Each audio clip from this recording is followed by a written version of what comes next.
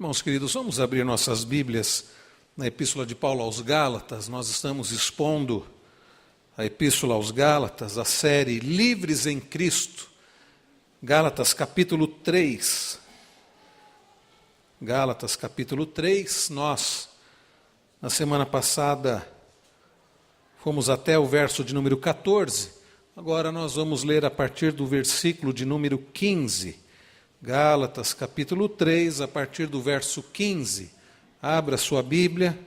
Gálatas 3, a partir do verso 15.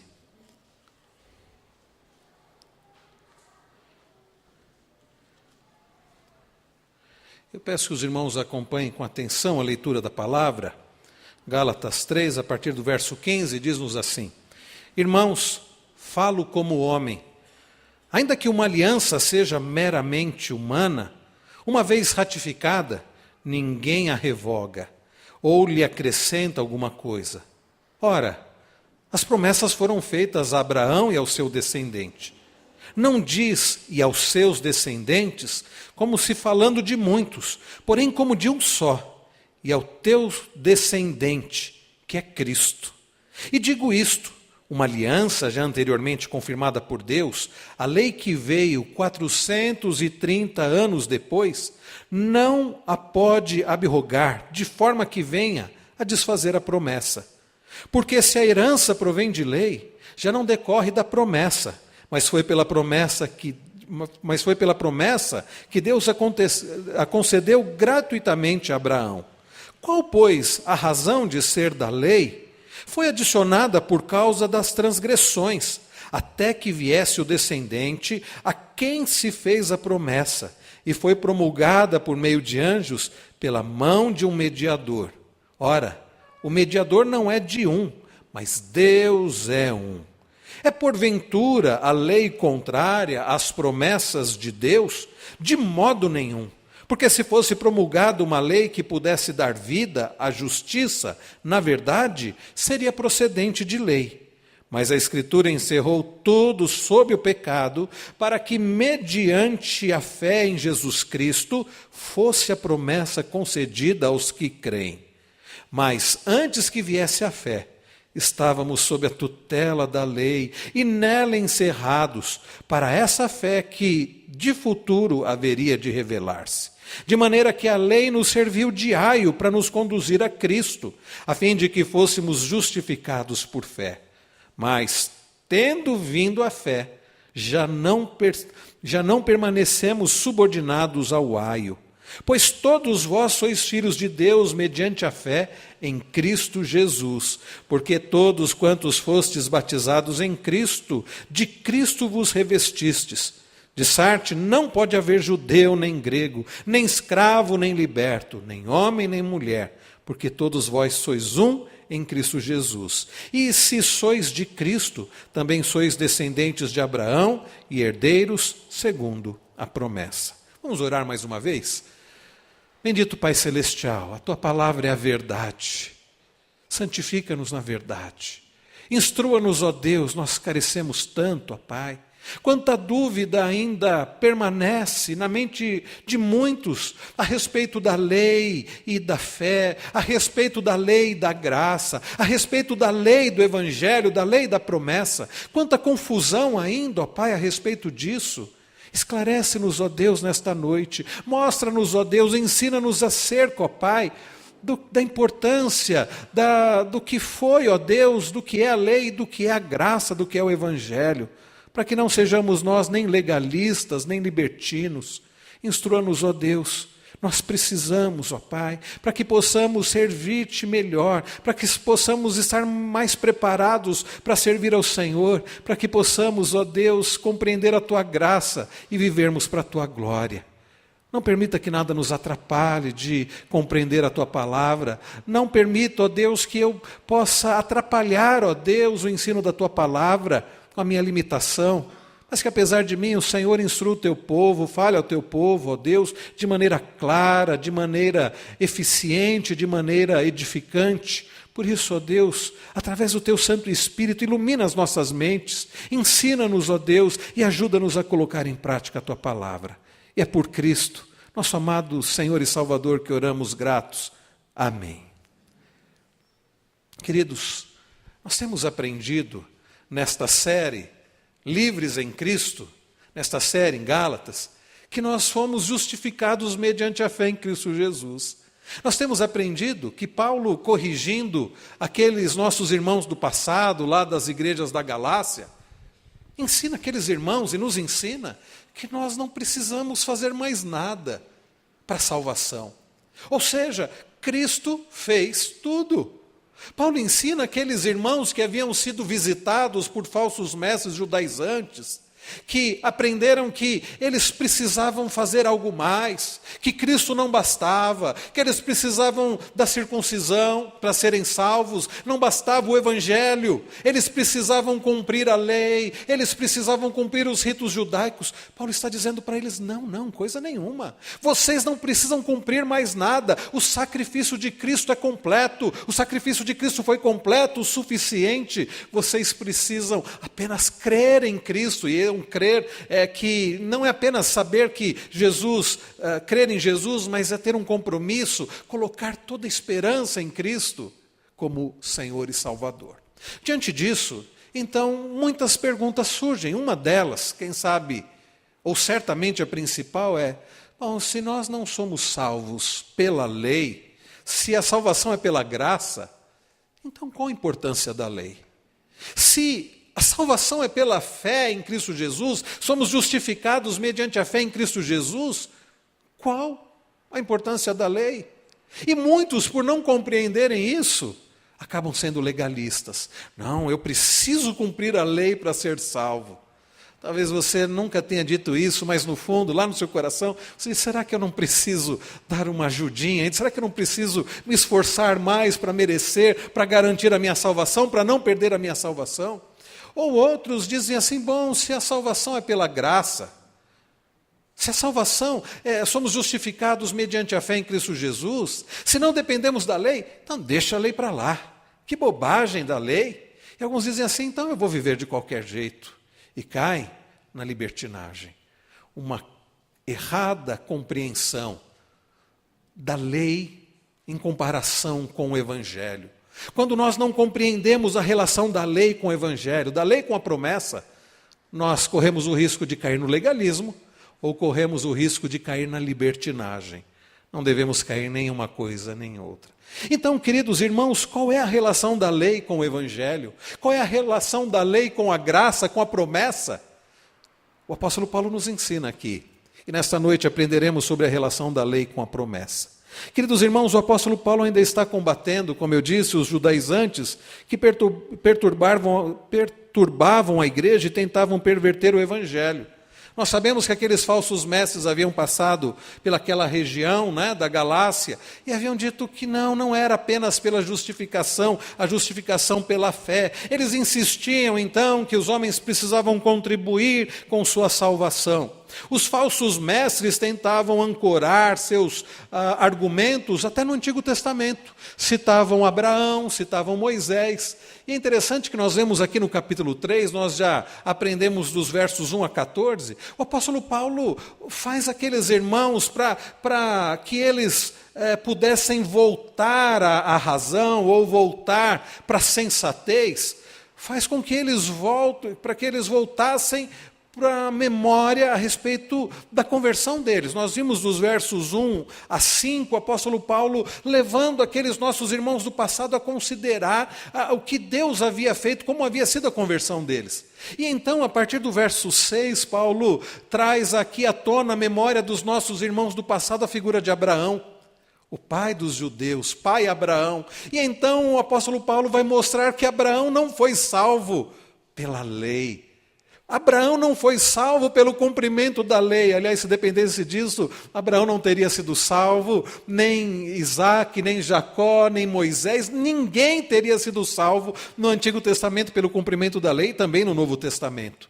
Aquela ideia, irmãos queridos, de que no Antigo Testamento as pessoas eram salvas pela lei, pelo cumprimento da lei, no Novo Testamento é pela graça, é uma ideia equivocada, não bíblica. Paulo mostra isso aqui dos versos 6 até o verso de número 14. Paulo então nos ensina, e nós vimos isso na semana passada, que Abraão não foi salvo pela lei, mas ele foi justificado pela fé na promessa.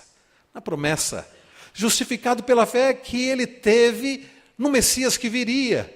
E nós, justificados pela fé que nós temos no Messias que veio, em Jesus Cristo que veio. Mas Paulo, meus irmãos, continua a trazer o seu arrazoado para aqueles nossos irmãos do passado. E Paulo, queridos, vai, depois de falar sobre a experiência de Abraão, Paulo continua a falar sobre isso, mas agora Paulo fala sobre a promessa. Nós cantamos ainda há pouco, incomparáveis são tuas promessas. De fato, meus irmãos, as promessas do Senhor são incomparáveis. Como então podemos entender a lei e a promessa? John Stott, com grande sabedoria espiritual, diz que o mesmo Deus que deu a promessa a Abraão, também deu a lei a Moisés. Sabe por quê? Ele é o mesmo Deus. É o mesmo. O Deus do Antigo Testamento não é diferente do Deus do Novo Testamento, é o mesmo Deus. O Deus que salvou pela graça, justificando mediante a fé no Messias que viria, é o Deus que hoje salva pela graça, justificando pessoas pela fé no Messias que veio, no Cristo que veio. Ele é o mesmo Deus, é o Deus de aliança, é o Deus de promessa, é o Deus da graça. Queridos irmãos, qual é então, se Deus é o autor de ambas, tanto da lei como da promessa, se Ele é o autor da lei e da graça, da lei e do Evangelho, a pergunta que fica é qual é a relação entre a lei e a graça? Qual é a relação entre a lei e a promessa, a lei e o Evangelho? Nos versos 15 a 18, Paulo diz que a lei não anulou a promessa. Nós aprenderemos isso hoje. Nos versos 19 a 22 diz que a lei iluminou a promessa. Nos versos 23 e 24, veremos que Paulo descreve que éramos o que éramos debaixo da lei. E nos versículos 25 a 29, o que somos em Cristo. Ah, meus irmãos, que lições importantes, que lições tão oportunas nós temos aqui nesta passagem. A lei não nos salva, mas sabe o que Paulo nos ensina? Que ela nos toma pela mão e nos leva a Cristo, o Salvador. Eu quero destacar então, queridos, para a nossa edificação e para a nossa compreensão, para entendermos bem a relação da lei com a promessa, 4 verdades, 4 coisas que Paulo nos deixa claro a respeito da lei em relação à promessa. A primeira delas, guarde isso, a lei não pode invalidar a promessa. Sabe aquela lei que Deus deu ao povo através de Moisés? Sim, aquela lei tão antiga, ela não tem poder para invalidar, para revogar a promessa de Deus em Cristo Jesus para nós, a salvação pela graça. É o que Paulo ensina dos versos 15 a 18, nós veremos isso agora. Abraão, meus irmãos, foi justificado diante de Deus, não pelas obras da lei, mas pela fé na promessa. Essa promessa, queridos, foi lhe dada antes da lei. Queridos irmãos, a lei que Deus deu ao seu povo foi dada muito tempo depois. Vejam o que diz o apóstolo Paulo, a partir do versículo de número 15. Irmãos, falo como homem. Ainda que uma aliança seja meramente humana, uma vez ratificada, ninguém a revoga ou lhe acrescenta alguma coisa. Ora, as promessas foram feitas a Abraão e ao seu descendente. Não diz e aos seus descendentes, como se falando de muitos, porém como de um só, e ao teu descendente que é Cristo. E digo isto, uma aliança já anteriormente confirmada por Deus, a lei que veio, olha quanto tempo a lei havia sido dada depois, a lei que veio 430 anos depois, não a pode abrogar de forma que venha a desfazer a promessa. Porque se a esperança provém de lei, diz Paulo, já não decorre de promessa, mas foi pela promessa que Deus a concedeu gratuitamente a Abraão. Perceberam, meus irmãos? Paulo está dizendo aqui que a lei não tem poder para invalidar, não tem poder para revogar a promessa que Deus fez há tantos e tantos anos atrás a um homem chamado Abraão. A quem nós consideramos como nosso pai espiritual, pai Abraão, pela fé nós somos descendentes de Abraão. Nós vimos isso na semana passada. Queridos irmãos, nós vemos que Abraão foi justificado diante de Deus não pelas obras, mas pela fé na promessa. Essa promessa lhe foi dada antes da lei, antes mesmo de sua circuncisão. Os irmãos já repararam, já notaram, olhando lá em Gênesis, que Deus faz a promessa para Abraão antes de Abraão ser circuncidado? Nós vimos na semana passada que Abraão não era um super-herói. Abraão não era aquele tipo que as pessoas vão dizer, olha, Deus deve ter olhado para ele e falado, que sujeito bom, este será pai de uma numerosa nação, porque ele é muito bom, ele é muito fiel. Abraão, nós comentamos na semana passada, ele fazia parte de um povo idólatra. Abraão morava na cidade de Ur dos caldeus. Os caldeus, nós estamos falando de um povo pagão. E Abraão não era, então, um exemplo de uma pessoa devota ao Deus único e verdadeiro. Mas apesar de Abraão, Deus resolveu fazer dele pai de uma numerosa nação. E o que fez com que Abraão fosse justificado não foi que Abraão cumpriu lei, porque a lei foi dada depois. Foi porque ele creu na promessa. A lei, meus irmãos, não apenas veio depois da promessa, mas não podia revogar a promessa. Por exemplo, nós vemos, queridos, aqui no verso 15, que Deus espera que todo pacto seja honrado. Perceberam a linguagem que Paulo usa aqui? Irmãos, falo como homem. Ele inicia aqui o verso de número 15. Ainda que uma aliança seja meramente humana, uma vez ratificada, ninguém a revoga ou lhe acrescenta alguma coisa. Sabe o que Paulo está dizendo aqui? Ele está dizendo aqui, irmãos, vamos falar aqui, usando a linguagem do cotidiano. Se uma pessoa, vamos pensar no dia a dia, duas pessoas fazem um acordo. Vamos trazer até para os nossos dias aqui. Quando alguém faz um contrato, o contrato é feito, ambos assinam. Essa assinatura, por vezes, é preciso reconhecimento de firma e alguns documentos são até registrados em cartório. Pode alguém mudar isso? Pode alguém simplesmente dizer assim, olha, eu mudei de ideia, eu vou fazer diferente. No contrato, onde tem assinatura, firma reconhecida, registrado em cartório, pode alguém simplesmente dizer, eu resolvi fazer diferente agora. Não, não pode. Isso caracteriza quebra de contrato, as pessoas não fazem isso. Sabe o que Paulo está dizendo? Ele está dizendo, bom, se nós humanos, que somos imperfeitos, pecadores, nós fazemos um contrato, é feito um acordo, é feito ali uma promessa, e aquilo ali é assinado, e isso não pode ser mudado. Quanto mais aquele que é Deus, que não é homem para mentir, que não é filho de homem para se arrepender, aquele que fez a promessa. Paulo está dizendo, se nós fazemos promessas e nos esmeramos para cumprir, e não ficamos simplesmente mudando de ideia, isso é cumprido, e se não é cumprido, sofremos consequências legais por causa disso. Paulo está dizendo, imaginem Deus. Ainda que uma aliança, diz Paulo, seja meramente humana, uma vez ratificada, ninguém a revoga ou lhe acrescenta alguma coisa. E Paulo está dizendo, então, e aí no verso de número 16, ele diz, ora, as promessas foram feitas a Abraão e ao seu descendente. Um pacto, um acordo feito entre duas pessoas, que uma vez, diz Paulo aqui, confirmado, selado pela lei, obriga a guardar as palavras. Quanto mais Deus. Eu acho interessante, no comentário do grande teólogo do século XVI, João Calvino, ele diz, se os contratos humanos são tidos como obrigatórios, quanto mais obrigatória é a aliança que Deus estabeleceu. É interessante, nós que somos aliancistas, que cremos no Deus da aliança, nós percebemos que Deus dá a lei mediante, numa forma de aliança. Deus faz a promessa em aliança e Deus também dá a lei num aspecto de aliança. Queridos irmãos, John Stott, pastor anglicano já falecido, inglês já falecido, ele faz menção aqui da palavra que aparece aqui no versículo de número 17, ele diz, e digo isto uma aliança. Essa palavra aqui do grego é diatek, e John Stott faz menção que no grego clássico e nos papiros o termo era comumente usado para definir testamento. Por isso que nós temos na Bíblia Antigo Testamento, é uma antiga aliança, e Novo Testamento, nova aliança.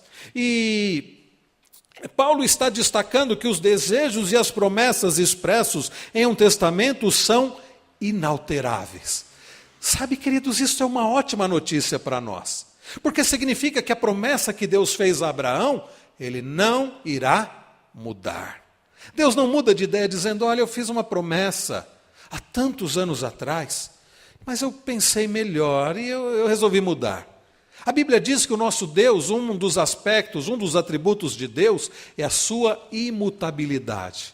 Um dos hinos tão belos que nós costumamos cantar, está no nosso hinário, o Novo Cântico, é o hino de número 32, diz, Tu és fiel, Senhor, ó Pai Celeste, teus filhos sabem que não falharás. Nunca mudaste, tu nunca faltaste.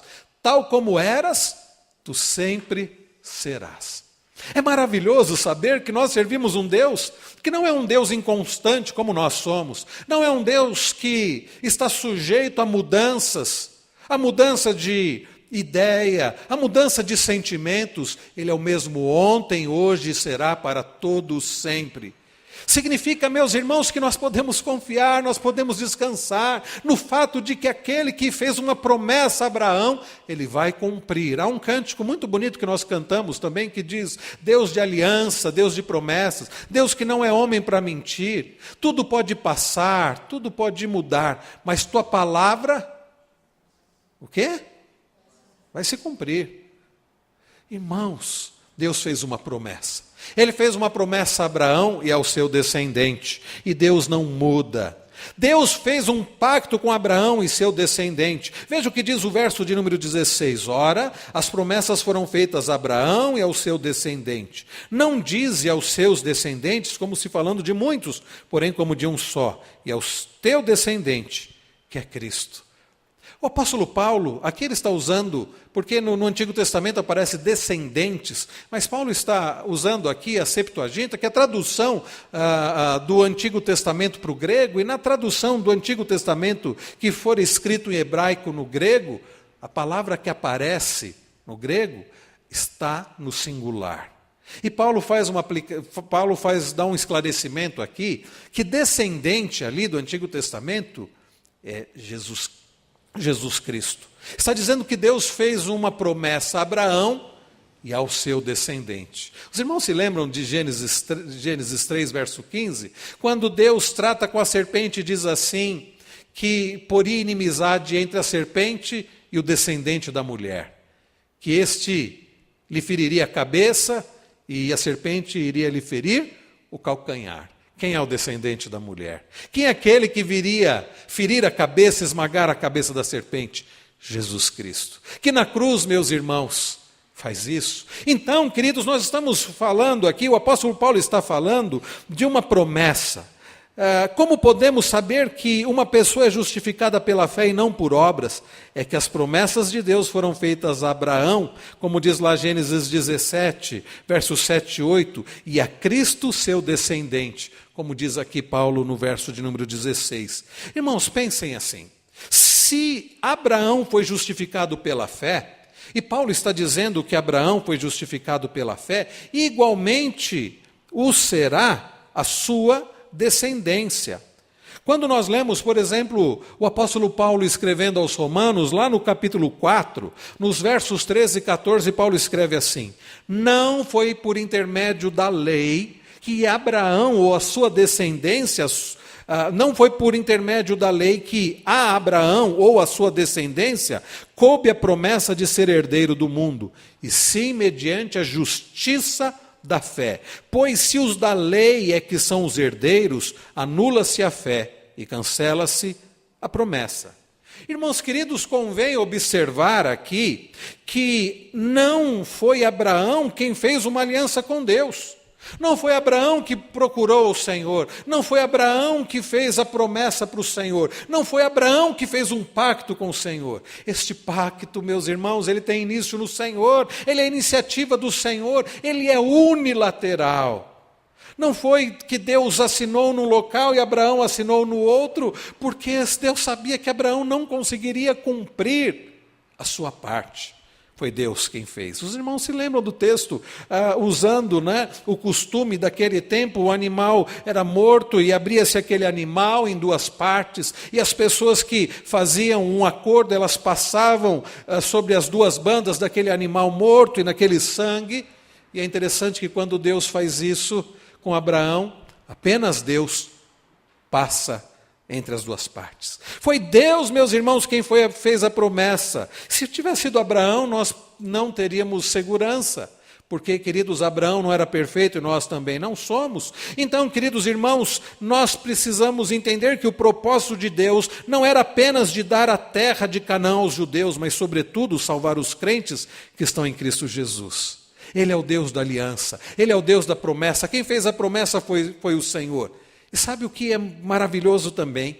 É que quando Deus dá a lei, e Paulo vai dizer que essa lei é dada, Deus faz a promessa a Abraão, e cerca de 430 anos depois, alguns estudiosos dizem que talvez tenha sido um pouco mais, chegando próximo a 450 anos depois, Deus dá a lei ao seu povo através de Moisés. E vejam, meus irmãos, o que diz Paulo no verso 17. Digo isto, uma aliança já anteriormente confirmada por Deus, a lei que veio 430 anos depois, não a pode abrogar de forma que venha desfazer a promessa.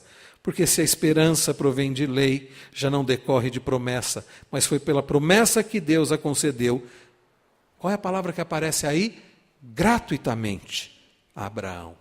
Queridos irmãos, nós podemos ter a alegria e a segurança do fato de que a promessa que Deus fez a Abraão, promessa que nos alcançou, não pode ser abrogada, não pode ser cancelada, não pode ser anulada, não pode ser, meus irmãos, de forma alguma alterada pela lei. Então você não precisa se desesperar pensando, mas eu preciso cumprir a lei para que eu seja salvo, eu preciso fazer a minha parte ali de obediência, para que Deus me veja, para que Deus me note, para que Deus me salve, para que Deus me garanta a salvação, para que eu não perca a salvação. Não. Por causa da fé na promessa. Eu pergunto para você, você creu na promessa? Você já creu na promessa de salvação através de Cristo? Você já depositou toda a sua confiança não em você mesmo, não nos seus méritos, não na sua suposta obediência, não na sua expectativa de que você vai obedecer, mas você já depositou toda a sua segurança de salvação na promessa de salvação através de Cristo, em Cristo? Se você já fez isso, você não precisa temer, porque a promessa não pode ser anulada, não pode ser modificada. Deus deu o seu pacto de fé antes de dar a lei. É maravilhoso, meus irmãos, Deus dá a promessa a Abraão. Nem mesmo Deus deu a lei ao seu povo no Egito. Os irmãos conhecem a história. Os irmãos já leram o livro do Êxodo. Os irmãos sabem que o clamor do povo chegou até Deus. Deus envia Moisés, liberta o seu povo. Depois de libertar o seu povo de forma maravilhosa, miraculosa, de forma poderosa, depois de Deus abrir o mar vermelho, fazer com que seu povo passasse com os pés a seco e destruir a Faraó e todo o seu exército, depois do povo sendo conduzido por Deus na peregrinação, é que Deus dá a lei. Sabe, isso é didático, é digno de nota, para ninguém dizer assim, olha, está vendo? O povo precisou obedecer para ser liberto. O povo precisou obedecer para ser abençoado. Não, meus irmãos, o povo recebeu vida, recebeu libertação, o povo recebeu a promessa, e depois é que recebeu a lei. E o que Paulo está dizendo? A lei não pode anular, a lei não pode invalidar a promessa. Essa é a primeira coisa que nós aprendemos. É interessante que quando Deus dá a lei ao seu povo, como eu disse, ele passa no contexto de aliança. Os irmãos conhecem Êxodo capítulo 20, os irmãos conhecem as palavras de Deus para o seu povo, os irmãos conhecem os 10 mandamentos.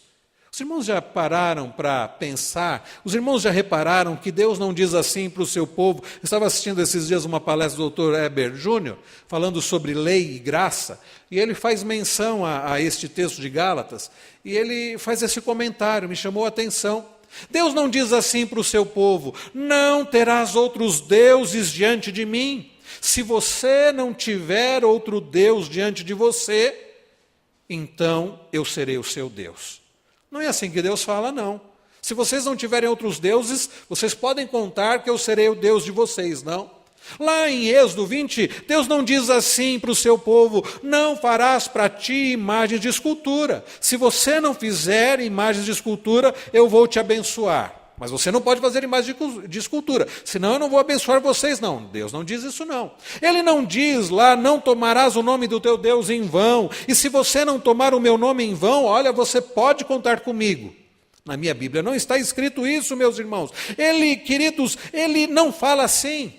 Na verdade, é o contrário. Como é que começa? Eu sou o Senhor teu Deus, que te tirei da terra do Egito, da casa da servidão. Não terás outros deuses diante de mim. Os irmãos perceberam que diferença isso faz? Primeiro Deus diz assim: eu sou o Deus de vocês, vocês são o meu povo. Eu libertei vocês. Agora, cumpram a lei. Queridos irmãos, sabe o que o Senhor nos ensina? Deus nos amou. Nós fomos justificados pela fé em Jesus Cristo. Nós somos salvos não por aquilo que nós fizemos, mas por aquilo que Cristo fez. Deus nos amou e por causa do seu grande amor, Ele nos salvou. Agora, observem a lei. Agora vivam conforme a lei. Vejam, meus irmãos, primeiro Deus diz assim: vocês são meus, eu os amo, vocês não precisam fazer mais nada para receberem o amor, porque eu os amo de forma perfeita, vocês já têm garantida a salvação. Obedeçam. Nós não precisamos obedecer para sermos amados por Deus, nós não precisamos obedecer à lei para sermos salvos. Agora, amados por Deus, salvos, nós podemos obedecer. Os irmãos estão entendendo? Então, queridos, nós aprendemos aqui em primeiro lugar a maravilhosa lição de que a lei não pode revogar a promessa. Pare de ficar confiando na lei, pare de ficar dependendo de lei, pare de buscar descanso na sua obediência. Creia na promessa. E então obedeça a lei, porque você já pertence ao Senhor, porque você já é amado por Deus, porque você já tem certeza da vida eterna em Cristo Jesus, porque você já tem tudo em Cristo. Segundo lugar, meus irmãos, nós estamos falando sobre qual é a relação entre a lei e o Evangelho, qual é a relação entre a lei e a promessa. Nós já vimos que a lei não pode revogar a promessa. Mas em segundo lugar, ao olharmos para os versos 19 e 20, nós aprendemos que a lei não é maior do que a promessa. Além da lei não poder revogar a promessa, Paulo nos ensina que a lei também não é maior que a promessa. Vejam comigo os versos 19 e 20. Eu lerei o verso 19, peço que os irmãos leiam o verso 20. Qual, pois, a razão de ser da lei? Foi adicionada por causa das transgressões, até que viesse o descendente, a quem se fez a promessa, e foi promulgada por meio de anjos, pela mão de um mediador.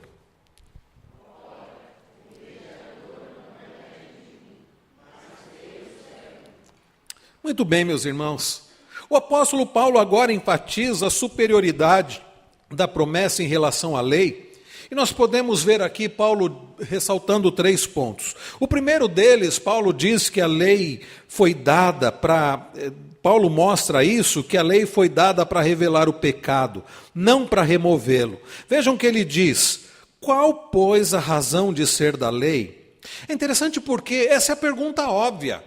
Nós começamos a olhar para Gálatas desde o capítulo 1, verso 1, e nós fomos sendo conduzidos, ensinados por Deus através dos escritos do apóstolo Paulo, que foi inspirado por Deus, que o Evangelho não tem a ver com cumprimento de lei, o Evangelho tem a ver com a graça. O Evangelho, a salvação não é mediante a nossa obediência, mas mediante ao que Cristo fez.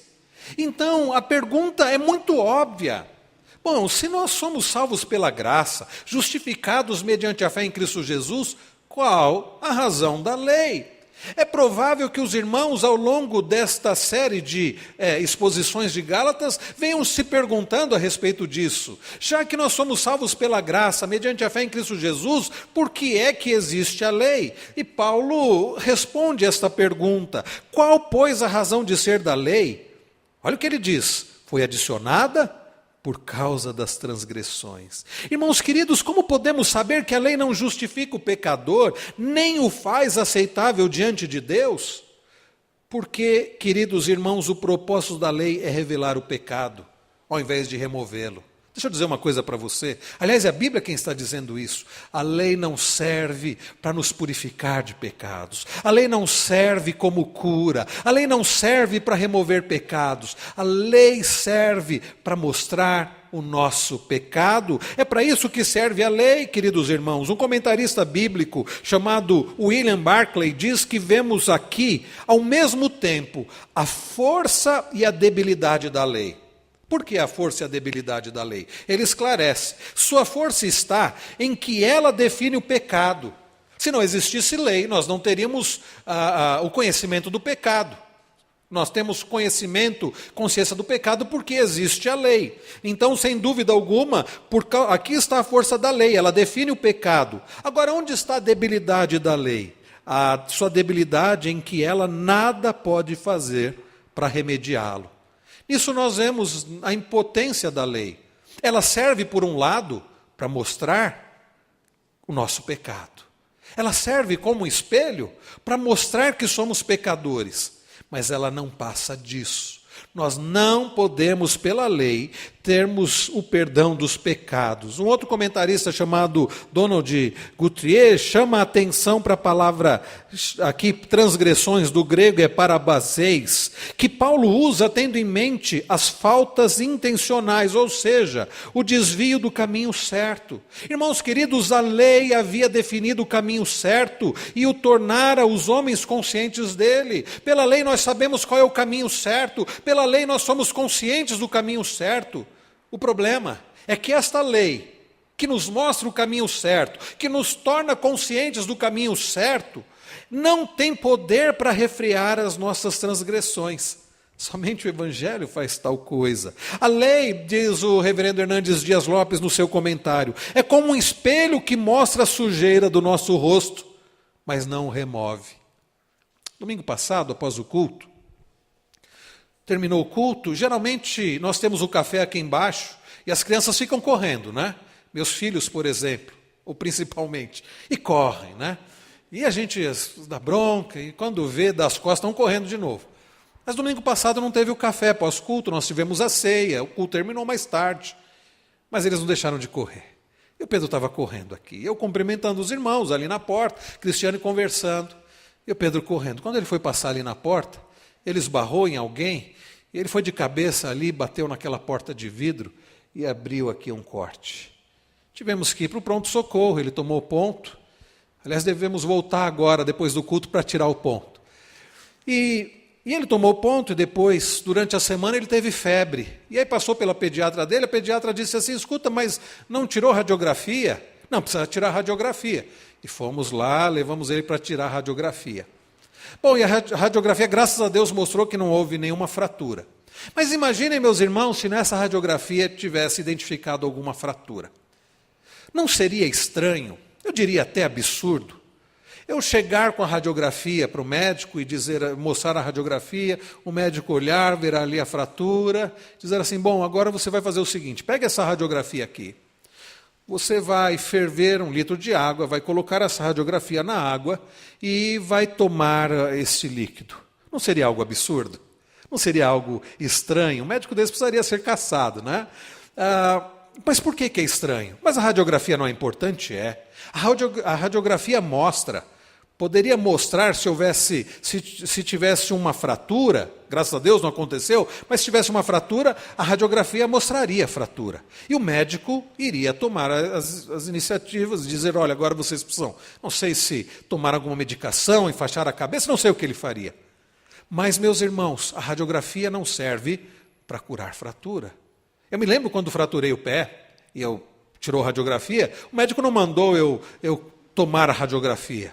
Ele enfaixou o meu pé, e, enfim. Então, meus irmãos, a comparação aqui é essa. A lei, ela tem poder para nos fazer conscientes do nosso pecado, mas ela não tem poder para remover pecados. Queridos irmãos, quantos estão tentando ser justificados mediante o cumprimento da lei? Paulo está dizendo não. A lei, diz também o reverendo Hernandes, é como uma tomografia computadorizada que mostra os tumores escondidos em nossas entranhas, mas não é o bisturi que é usado para cirurgia. A lei torna o homem consciente do seu pecado e da sua condenação, mas não é a lei que nos livra da condenação. Por isso, meus irmãos, nós vemos aqui que a lei, ela é inferior ao Evangelho. Paulo diz também que a lei é temporária e não permanente. Vejam o que diz Paulo ainda no verso de número 19. Primeiro ele diz, foi adicionada por causa das transgressões, até que viesse o descendente. Até que viesse o descendente. Percebam, meus irmãos, que Paulo está aqui trazendo à luz o caráter transitório da lei como algo que serviu. Não estou dizendo que a lei, nós não devemos observar a lei hoje. Estou dizendo que como caráter, Paulo está dizendo que ela tem um caráter transitório. Ele diz até que. Essa é a ideia, um caráter transitório, até que viesse o descendente a quem se fez a promessa. Porque, meus irmãos, sabemos que a lei não pode justificar o pecador nem torná-lo aceitável diante de Deus? Porque nos diz Paulo que a lei ela é temporária, ela foi dada para cumprir uma missão e após tê-la concluído, retira-se de cena. A lei, queridos, vigorou até Cristo, e eu não estou dizendo com isso que as pessoas eram salvas pela lei até a vinda de Cristo, não é isso.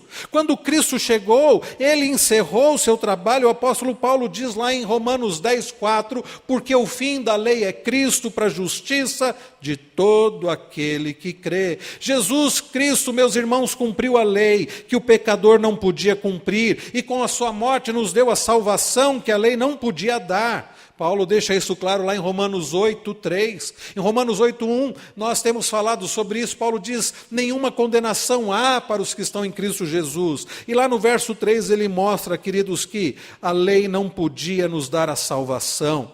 A lei, então, meus irmãos, tem um caráter provisório, temporário. Com a morte e ressurreição de Cristo, a lei foi revogada e seus requisitos justos são cumpridos em nós por meio do Espírito.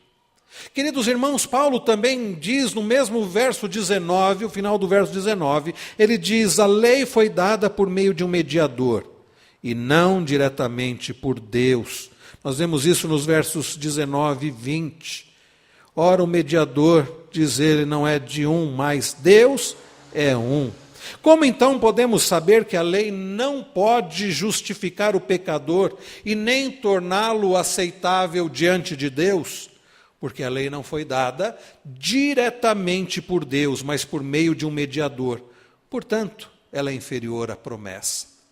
Irmãos queridos, vamos parar de tentar colocar a nossa segurança na lei e vamos descansar na promessa. A lei, ela é inferior à promessa.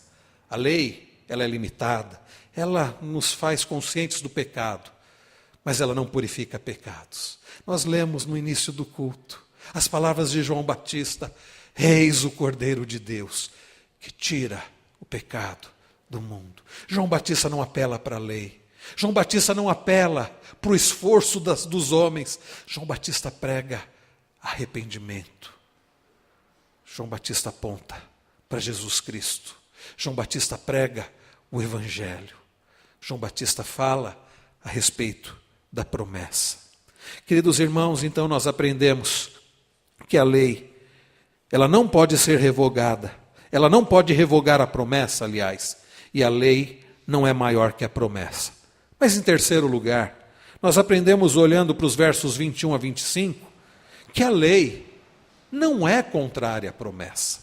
Essa é uma confusão que as pessoas fazem. E as pessoas acreditam que a lei é contrária à promessa. Mas quando nós olhamos dos versos 21 a 25, nós vemos que o argumento de Paulo é que a lei não contradiz a promessa. Antes, sabe o que a lei faz? A lei coopera com ela, a fim de cumprir o propósito de Deus. Queridos irmãos, apesar de a lei e a graça serem opostas, e são de fato opostas, porque se você tentar ser salvo pela lei, não há graça. Não há graça de Deus nisso. E se você é salvo pela graça, não é pela lei que você é salvo. Então nós podemos dizer que elas são opostas.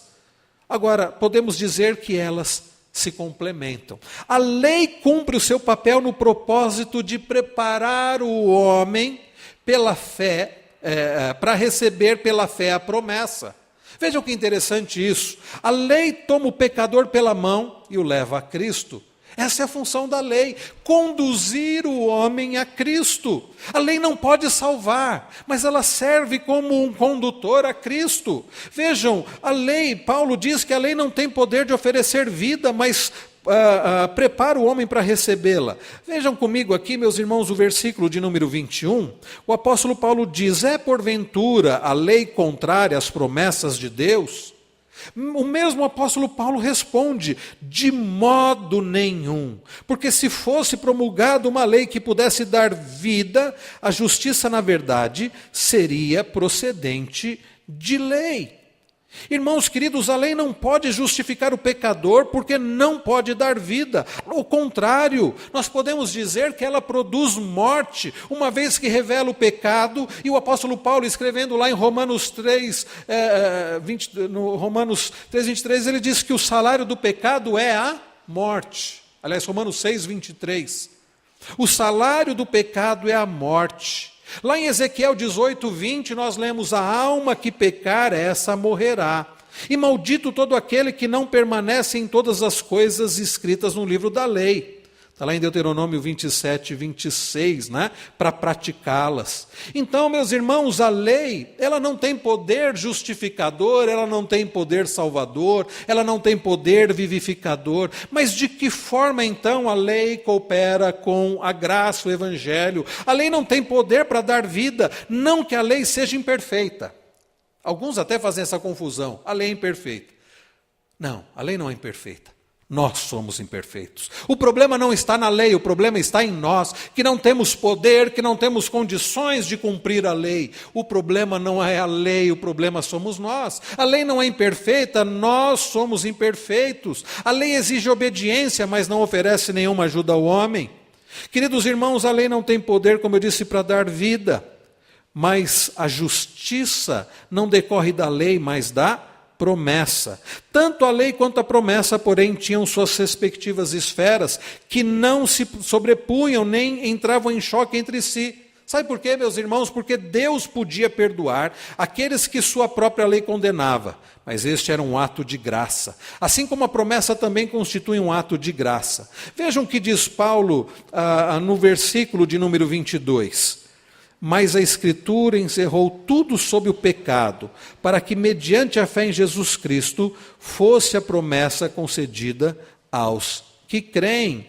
Então, meus irmãos, o papel da lei não é justificar, mas condenar. Não é remover o pecado, mas revelá-lo. E nesse sentido, a lei ela é importante. E ela não é ela não é contrária à graça, mas ela coopera, porque ela revela. Eu me lembro que, algum tempo atrás, nós tivemos um curso. Antigamente, eu não me lembro o nome que foi dado a esse curso, mas antigamente ele era chamado de evangelismo explosivo.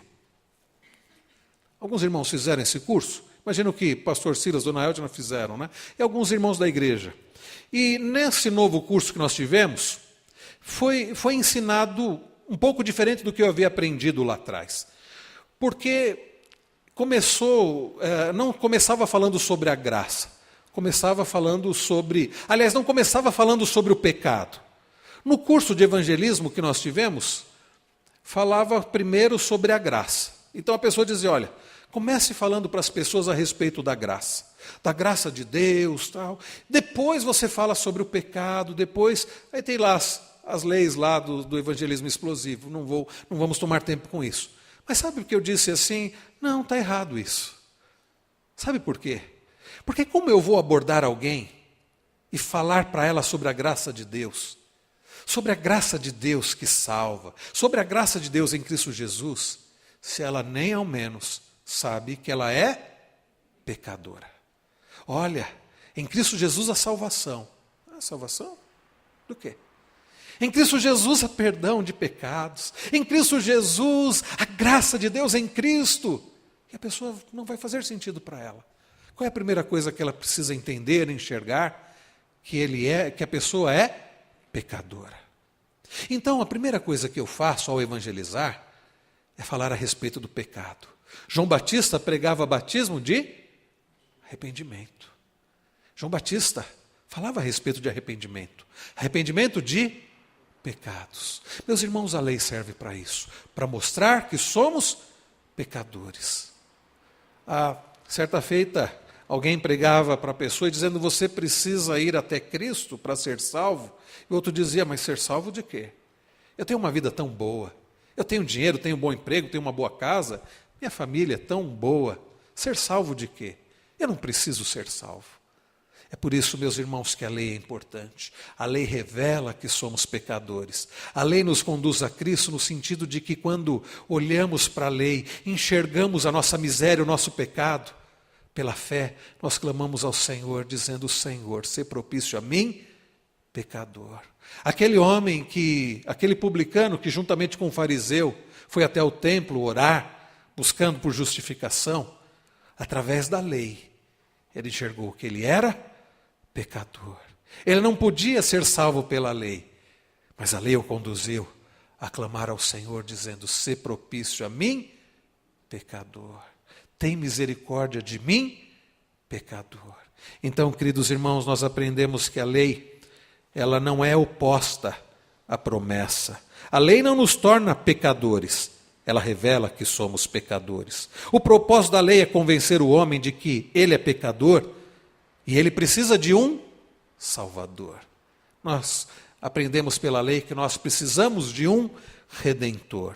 Antes de o Evangelho ser apresentado ao homem, este precisa ser confrontado pela lei. É a lei, meus irmãos, que desmascara o pecado e condena o homem. Somente um homem consciente de sua culpa busca o Salvador.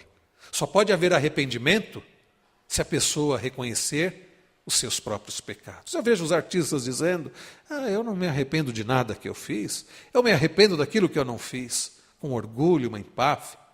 Não houve compreensão da miséria, do pecado, não há arrependimento. Então, meus irmãos, a lei, nós aprendemos, a lei também mantém o homem na prisão, até mostra-lhe a porta de escape da fé. Olha o que Paulo diz no verso 23, mas a Escritura encerrou tudo sobre o pecado, para que mediante a fé em Jesus Cristo fosse a promessa concedida aos que creem. Paulo diz que a lei era uma prisão para o homem. Antes de a fé vir, ou seja, antes de Cristo morrer pelos nossos pecados, os homens eram prisioneiros sobre a lei, né? Mas aí vem Jesus. Queridos irmãos, nós também aprendemos que a lei é guardião do homem até conduzi-lo a Cristo. Vejam que interessante a expressão que Paulo usa aqui.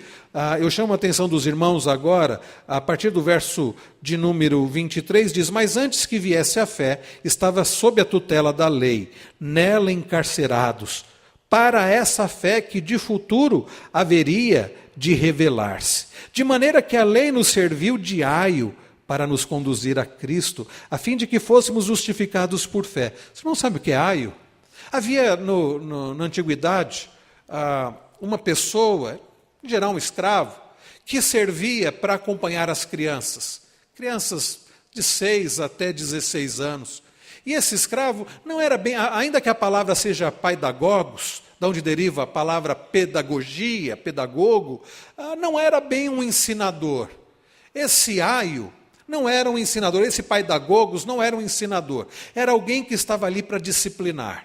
Ele acompanhava a criança, né, todo aquele período de infância, pré-adolescência, adolescência, e quando fazia alguma coisa errada, ele disciplinava.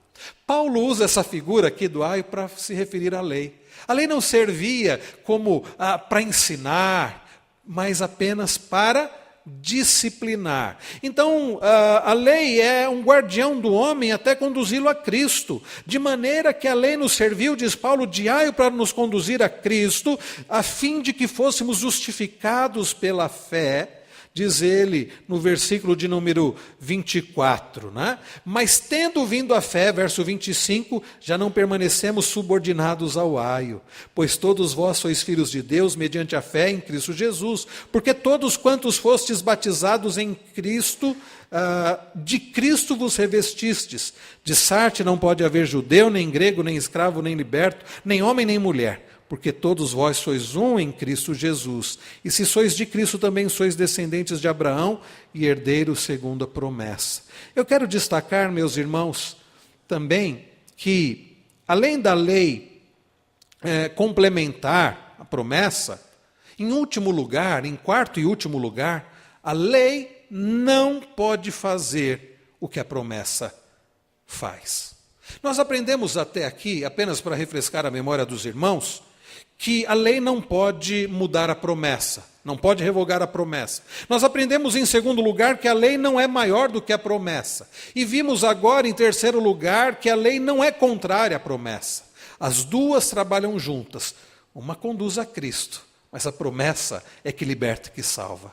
Mas a lei que não pode revogar a promessa, a lei, meus irmãos, que é menor do que a promessa, e a lei que não é contrária à promessa, em último lugar, a lei não pode fazer o que a promessa faz. Nós acabamos de ver dos versos 26 a 29. O apóstolo Paulo vai concluir aqui o seu argumento da superioridade da promessa sobre a lei, mostrando três coisas. Primeira delas, a fé em Cristo Jesus nos faz filhos de Deus. Nós lemos em João ainda há pouco. Mas a todos quantos o receberam, deu-lhes o poder de serem feitos filhos de Deus, a saber, aos que creem no seu nome. E aqui no verso de número 26, Paulo diz, pois todos vós sois filhos de Deus.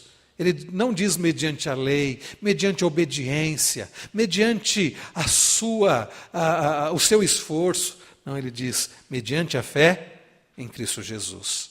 Mais uma vez, Paulo está deixando claro para aqueles nossos irmãos e para nós hoje, a salvação não é pela lei, a salvação não é pelo nosso esforço, a salvação não é pelo nosso mérito, a salvação é pela fé em Cristo Jesus. E então, meus irmãos, nós aprendemos aqui que a fé em Cristo nos faz filhos de Deus. Aliás, essa frase que as pessoas dizem, não, todo mundo é filho de Deus, não.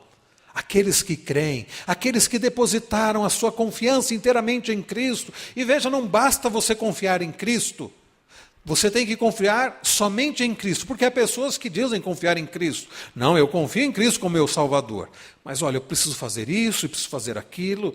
Não, fé, aliás, os irmãos se lembram? Somente a fé, somente a fé. Aprendemos também, meus irmãos, que a fé em Cristo elimina todas as distinções e preconceitos. Olha que coisa maravilhosa, meus queridos. Ele diz a partir do verso de número 27, porque todos quantos fostes batizados em Cristo, de Cristo vos revestistes, de Sarte não pode haver judeu, nem grego, nem escravo, nem liberto, nem homem, nem mulher, porque todos vós sois um em Cristo Jesus. Hoje o politicamente correto é falar que nenhuma pessoa é melhor que a outra, não pode haver discriminação. Né? O politicamente correto é contra o racismo, é contra dizer que a mulher é menor que o homem, sim. Mas isto, na igreja de Cristo, é coisa antiga. Em Cristo Jesus, todos nós somos iguais.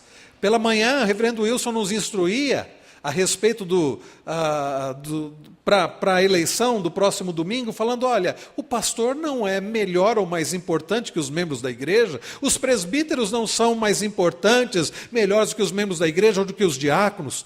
Todos somos iguais em Cristo, todos somos um. Não importa se você é uma pessoa abastada financeiramente, ou se você é uma pessoa que é dependente, que recebe um salário mínimo, ou se você está desempregado, não importa a cor da sua pele, não importa se você é de origem oriental, ou se você é de origem europeia ou africana, não importa nada disso. Paulo está dizendo que não pode haver judeu, nem grego, nem escravo, nem livre, nem homem, nem mulher, porque todos vós sois um em Cristo Jesus. Que coisa maravilhosa, meus irmãos. E por último ele diz, e se sois de Cristo, também sois descendentes de Abraão e herdeiros segundo a promessa. Sabe, queridos irmãos, a fé em Cristo elimina todos os preconceitos, e a fé em Cristo nos faz herdeiros da promessa. Aqueles mestres judaizantes, eles se achavam merecedores da promessa. Deus fez a promessa a Abraão, nós somos judeus, nós merecemos, somos herdeiros da promessa. Paulo ensina, sabe quem são os herdeiros da promessa? Aqueles que creem em Cristo. Nós somos herdeiros da promessa.